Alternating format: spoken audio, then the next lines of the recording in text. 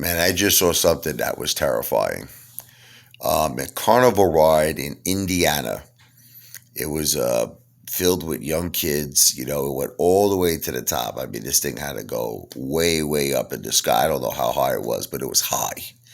And as soon as it reached its highest point, it just shot down out of control, okay? And it just crashed to the bottom where you actually saw like debris, you saw seats pop out, kids flying up in the air. It was the most craziest thing I've ever seen. First of all, my prayers are with those innocent children. I hope they're okay. I hope, God bless them, God bless their families. My God. I've never seen anything like this before. The ride went all the way to the top and just blasted down, tumbled down, crashed to the bottom. The whole thing fell apart. Chairs was falling up in the air. They said it was some kind of a mechanical issue. Yeah, no kidding.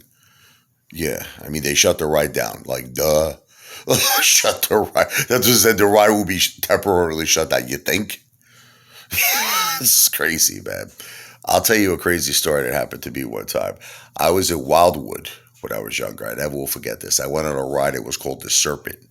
And what happened was you have the seatbelt on, and you know that like metal bar, they snap it down, they lock it, and you hold on to the metal bar. So I was on it by myself, the ride, and my friend was on another, he was in another seat. And then, we're screaming, ah, it goes all the way up in the air, goes backwards, it spins, all that stuff. Next thing I know, the bar that you're holding on to just like cracks open.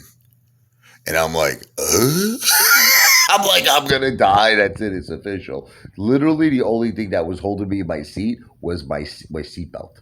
And I was holding on to the sides, like like there was the metal bars on the side. So I was able to obviously hold myself in, but there was no front bar.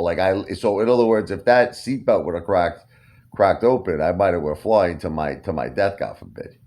Oh, I go down there. The guy didn't even care.